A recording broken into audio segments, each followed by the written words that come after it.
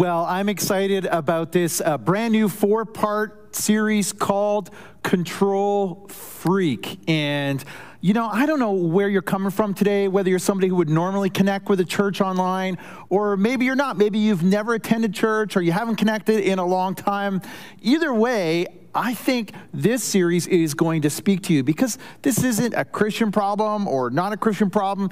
The control challenges in our lives are a people problem. They're a problem that we all face. And I think this 4-part series, if you jump in and you're ready to grow, that it's really going to be helpful to you, that you're going to grow in faith. And if you're new to faith, you're going to grow in an understanding of faith. And I think you're going to come out on the other side a different person. And control is a big part of our lives right now, isn't it? In some ways, it can feel like we're out of control. You know, our kids are maybe going back to school, and what will that be like? Or maybe we feel like this COVID thing is kind of happening to us, and life feels out of control. We have this desire for control. And so I think this series is not going to be just timely, but timeless and helpful. And today, as I share with you about control, you're going to hear what Jesus had to say about control. That's going to be a theme throughout the series. And you're going to learn today that Jesus actually discovered something that businesses, CEOs of successful businesses have discovered, the same thing. They're a little bit late, but the same thing. And so whether you're new to faith or not, I think you're really going to find this helpful to you. I'm excited to jump in today in part 1. And we want to start with the word control freak. I mean, what is a control freak? Who do you think of when I say the word control freak? Do you think of somebody whose last name is in-law? Do you think maybe of a friend or a neighbor? Maybe you think of the person who's sitting next to you. Maybe you think of a teacher you had. You think of a boss you had. You think of a coach you had when you think of the word control freak. Now, I took the time to look at what Forbes, Inc. magazine, some psychological magazines, sort of journals had written about what a control freak is. Here's a few of the common traits of a control freak. One is a control freak spends a lot of energy trying to stop bad from happening, trying to avoid bad things or trying to avoid them for other people. I was a high school teacher a number of years ago, and I taught grade 11 English was one of the courses I taught. And it was always interesting to me. Every year, there'd be somebody who would struggle to pass the course, and then they'd hand their end of the year essay in, and when they handed it in, all of a sudden they went from being a D student to being an A+ student. I mean, they went from, I can't really write an essay, to I'm writing a master's level essay. How would they do that overnight? Well, I would assume they probably plagiarized it, and then I would call their mom or dad, and I would say, hey, I think your son may have gotten this essay from somewhere else. And sometimes they would say to me, well, actually, I gave them some help with it this time. Well, actually, I helped them out with their essay. Well, by helping out, they mean they wrote the essay. And why would they do that? Why would a parent write an essay, a grade 11 essay for their son or daughter? They want to stop a bad thing from happening. They want to stop them from failing. They feel failure, and so they try to control. What's another one? Control freak spends a lot of time trying to convince other people to change. They're trying to convince other people that they need to change. Oh, they need to do that. You know what she needs to do? You know what he needs to do? You know what the church needs to do? You know what my boss needs to do? I mean, they want everyone else to change, but they don't look at themselves. Here's another one. Control freak micromanages or doesn't delegate in an effort to meet their expectations. The key phrase here that you'll hear people say if they're a control freak is, I'll do it myself. I'll just take care of it myself. Oh, you know what? It'll be easier if I just do it. You know, it'll be faster if I just do it. They struggle to delegate. They struggle to work with other people because they want to meet their expectations. I mean, I've struggled with this. What would I say? I would say things like, you know what? I'm a perfectionist. Like that was a good thing. Oh, I'm a perfectionist. Or I'm really passionate about it. Here's another one. A control freak lacks compassion for people who make mistakes. They see people and they judge them. Sometimes they judge them passive-aggressively. You know, you're walking through the store and that person has their mask off and you're like, oh, look at them. I mean, look at that person there. And how do you know they didn't take it off for a moment because they had to do something? Maybe they wanted to drink their coffee or whatever it might be. Or how come that, look what they're doing, right? We love to judge each other about how we're managing this pandemic. And when people make mistakes, we lack compassion for them. We come down on them. It's cancel culture time. We're going to pump it out on social media. I mean, can be control freaks around this. I mean, I'm going to be honest with you because I need to be if I'm going to talk about this. I'm excited about this series because it's going to help me. I mean, I've been accused of being a control freak. This has been a struggle in my life at times. And as I shared with you, I would say I was a perfectionist, or I would say I was passionate, or I would say I really care about it, or it's important to me. But what I was trying to do was to control. It's an area I've been trying to grow over the course of my life. You know what? I think if we're really honest, if you're really honest, I think Scripture is going to speak to you in this series. If you're really honest, we're all control freaks in certain relationships, in certain areas of our lives. We want to be in control of the outcomes in this relationship or that relationship. We want to be in control of outcomes when it comes to these finances or that job or that position. And we don't like it when a word comes down from head office. We don't like it when the teacher makes us. We don't like it when a parent makes us. We don't like it when our spouse makes us. We want to have control in certain areas of our lives. We're all control freaks because you like to be in control. Like, it's really that simple. It's not complicated. You like to be in control of your life. I like to be in control of my life. We like to be in control. I think that's a human condition. And at the root of control, now we're getting really real fast. At the root of control is power. We want to have power over what happens to us, how we spend our time. I want to have power over my vacation. I want to have power over what happens at work. I want to have the power over my finances. I want to have the say. I want to have control. At the root of control is power. And you don't like being powerless, and neither do I. We don't like it when the word comes from head office. We don't like it when we aren't given a choice. We don't like it when someone comes to us and says, this is the way it's going to be. You don't like being powerless. I mean, for you, if you've ever been sued, you know what it's like to feel powerless. You know, if you've ever been in a situation where unfortunately your marriage fell apart and now you've got to send your kids to your ex's house and you don't know what's happening over there, you don't like that. It makes you feel powerless. We don't like to be powerless. We don't like when relationships make us feel powerless. We don't like to be powerless in circumstances. And that's what we're going to talk about in this series. What do you do when you're powerless? And what do you do when you have power? Now, today, we're going to start with something that is a bit counterintuitive. I'm going to tell you why. Because as control freaks, you would think that the first week would be all about what everybody else should do, because we think everybody else should change. But today I want to talk not about what everyone else should do, but what we should do in the area of power and control. And the question I want to ask you is, who do you have power over? Who do you have power over? How do the people you have power over experience you? Now, you might think right away, Jeff, I don't have any power. I mean, there's just nobody I have power over. The truth is we all have power over someone. Now, if you're an employer or a supervisor, you think right away maybe of employees. If you're a parent, you have power over your kids. I mean, those are kind of obvious ones, but there are lots of areas you have power over people. If you're a kid, a child, even an adult child, we all have power over our parents. You can say things, you can do things that impact your parents. You can make decisions that impact your parents. If you're a parent, you know that's true. When your child makes certain decisions, speaks in a certain way, acts in a certain way, that impacts you. They have power over you. If you're an employee, you have power over your employer. You can decide not to work. You can decide not to show up. You can work harder. You can spend more time at the office. You can spend less time at the office. All those things impact the person who supervises you and ultimately your employer. You have power. Siblings have power. The oldest in the birth order has power in a certain way. The youngest in the birth order has power in a certain way. The middle child or the middle children have power in a certain way. We have power when it comes to being siblings. We have power over the people around us, friends. We have power over our neighbors. I mean, when my wife and I, Leslie, we moved to Barrie, I remember we were looking at a house and we're walking through this house and I'm thinking, man, this house has it all. I mean, this is going to be the house.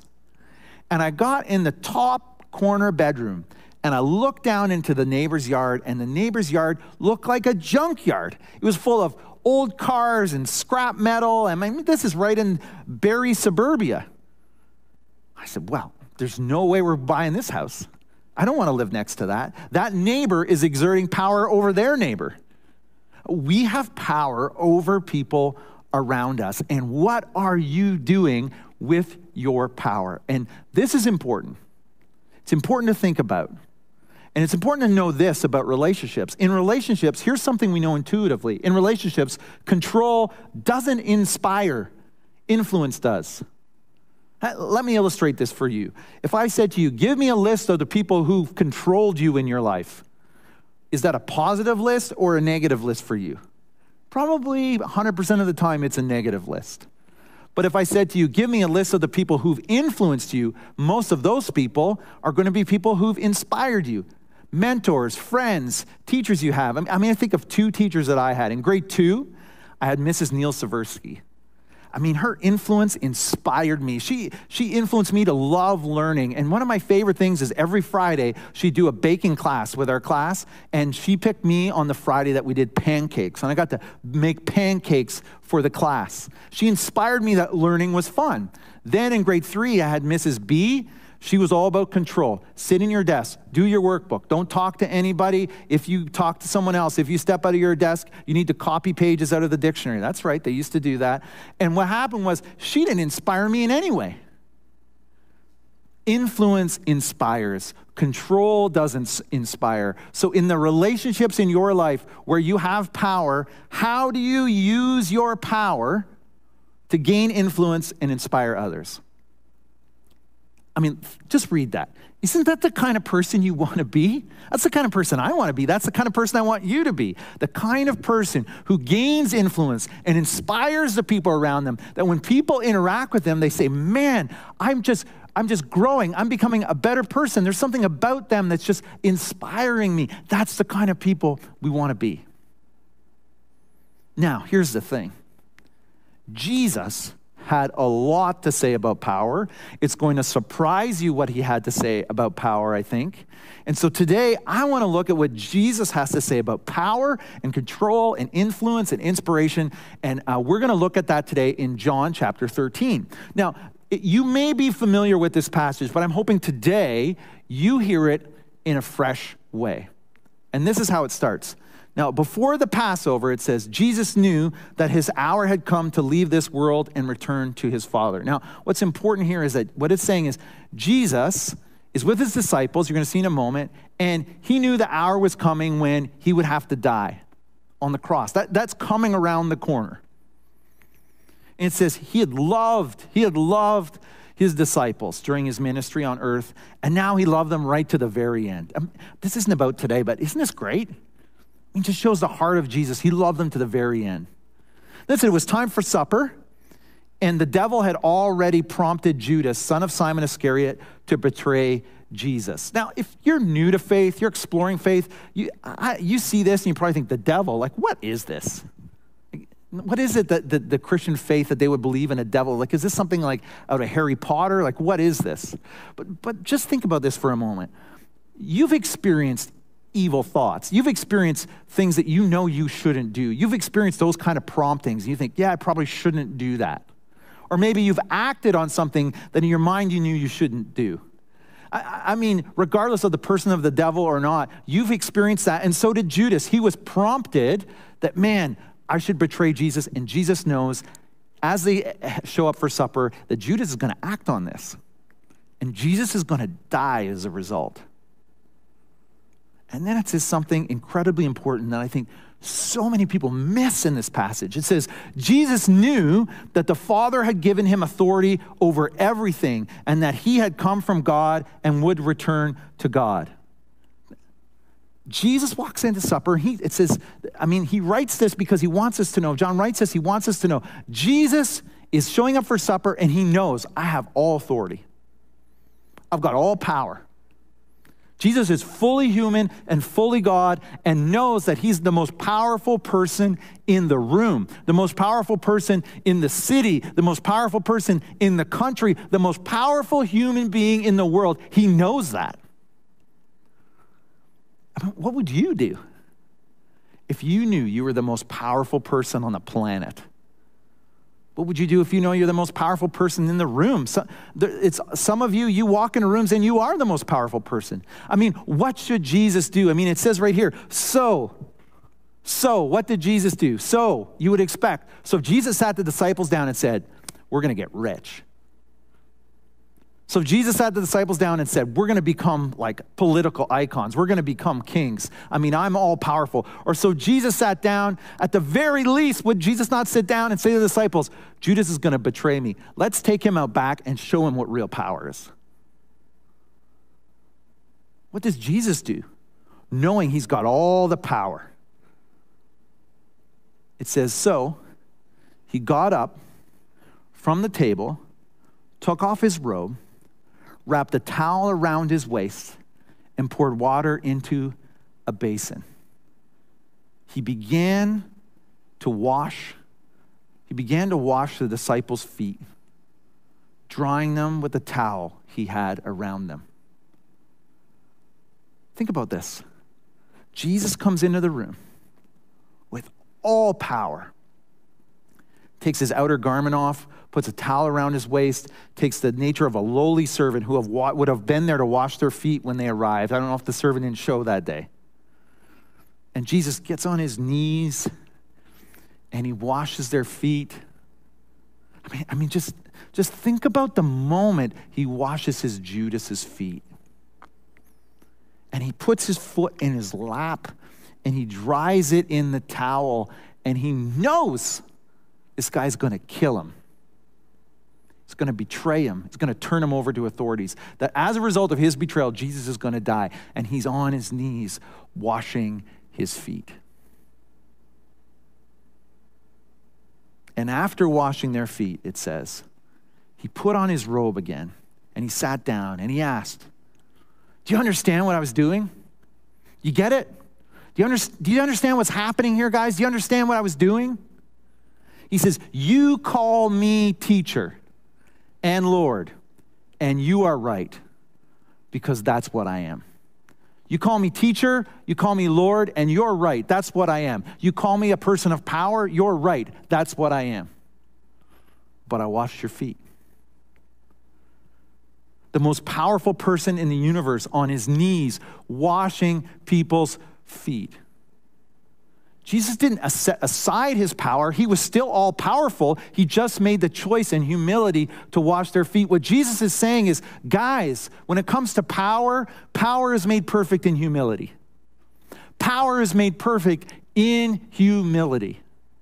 And he doesn't just illustrate it when he washes their feet, but he illustrates it to me and to you and to them when in all power he hung on a cross in humility, having the power to come down at any point.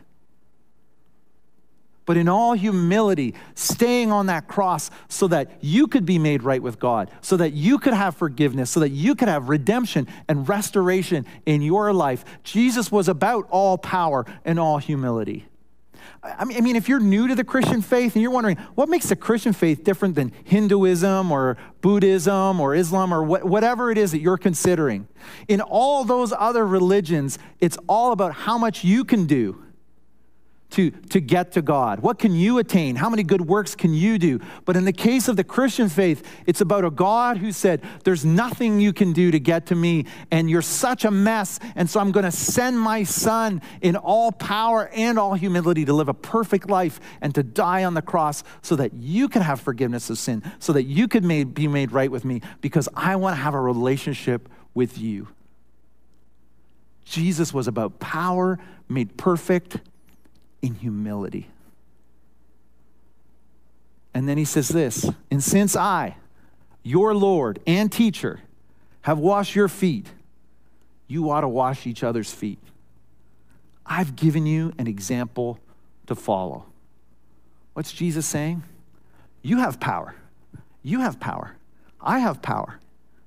He says, your power is made perfect in humility. Take your power and put it with humility. That's the goal.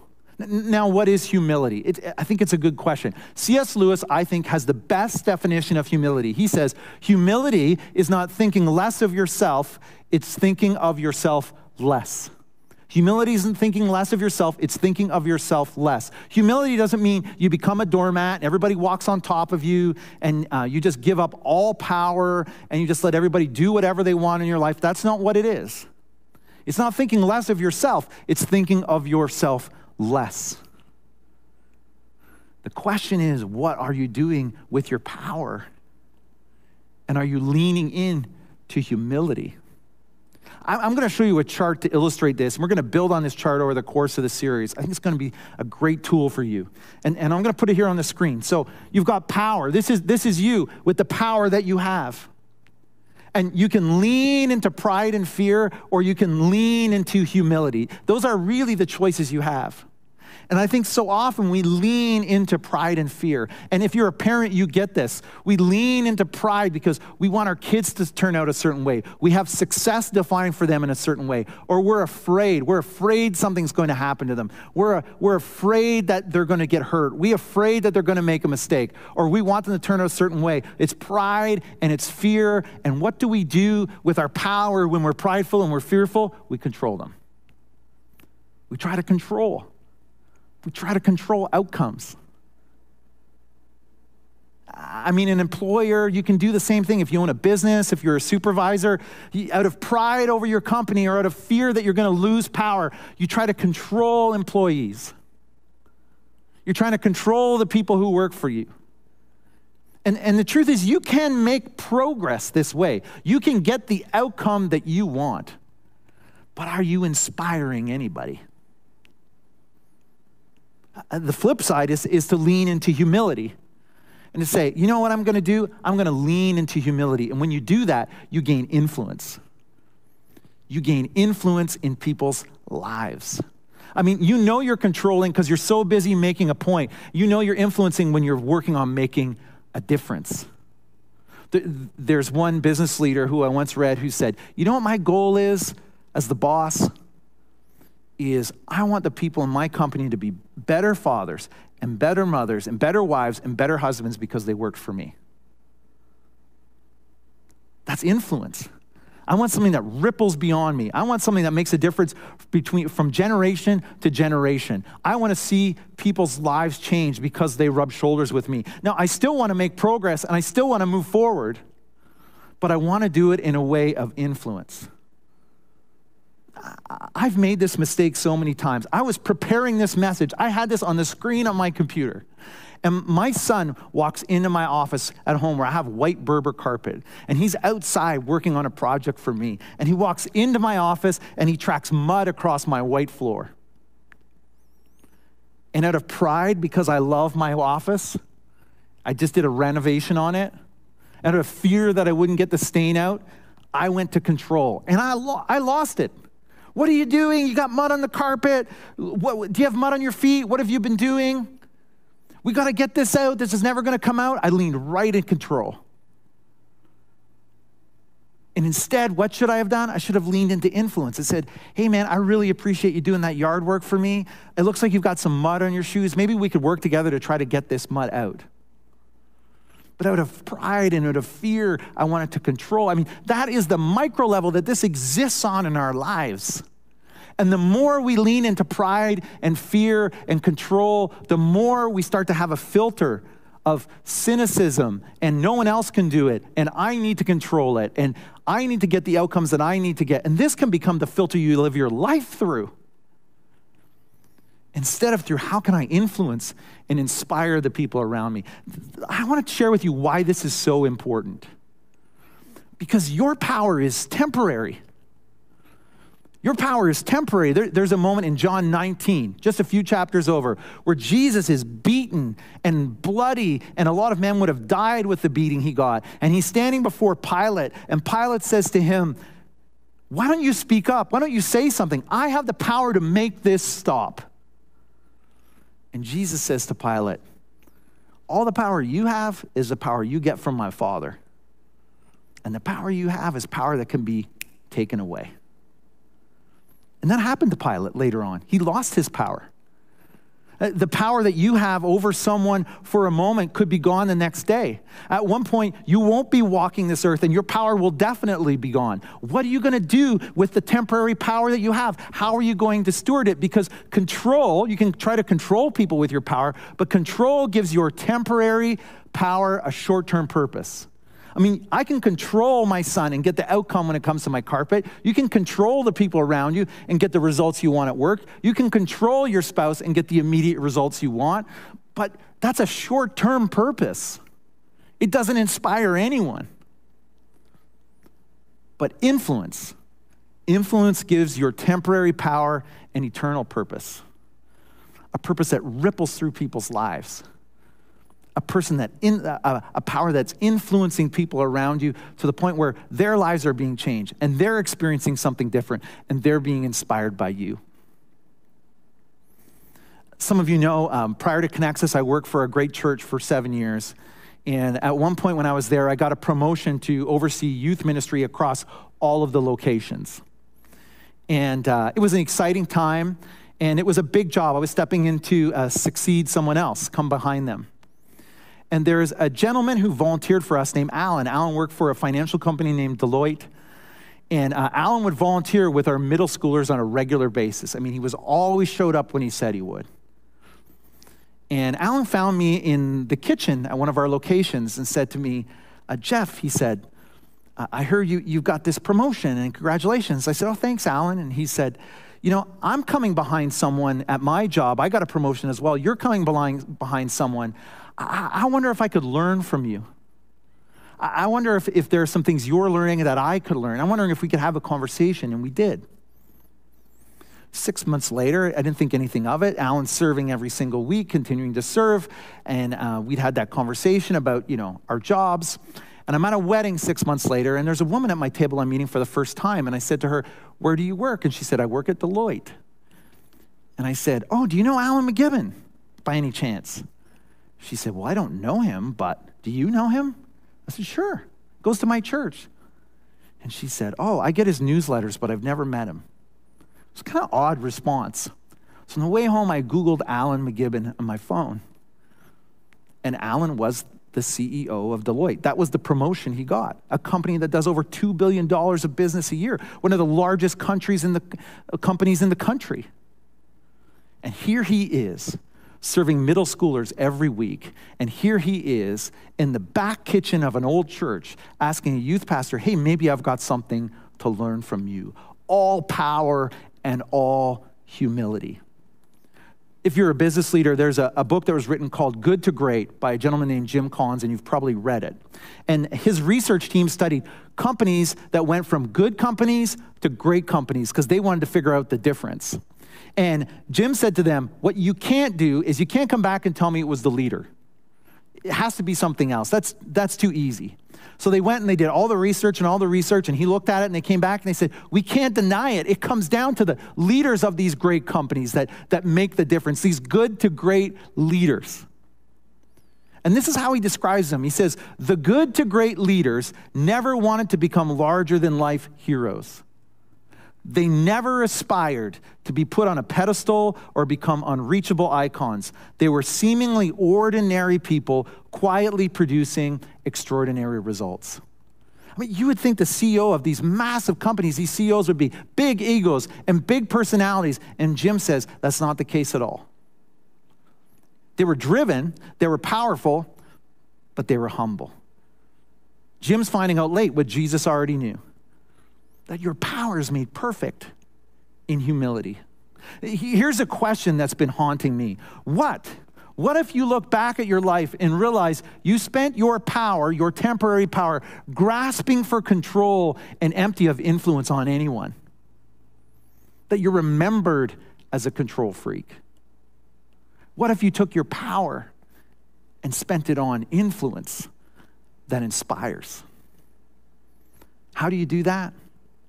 Your power is made perfect in humility, in choosing to be humble. With the people you have power over, with the people that you're speaking to online, with the people you influence every day, your power is made perfect in humility. So where do you start? First of all, this week I want you to make a list of the people in your life who you have power over. Maybe it's 3, 4 people, top people. And what would it mean to choose humility? Ask yourself the question, what would it mean to choose humility in how you use that power over the people around you? Now, next week, we're going to talk about what you do when you're powerless. Then the following week, we're going to talk about other relationships. The last week, we're going to talk about speaking with power. It's going to be an incredible journey. But here's the thing you need to remember. Here's why you can do this. If you're a follower of Jesus, here's why you can do this. Because you can gain power from the God of the universe who sent his son, who in all power and all humility died for you, and is in your corner and wants to see you grow. Let's pray together. God, I come to you today, and I thank you that you sent your son to die on a cross for our forgiveness in all power and all humility, and how it changes our lives day after day.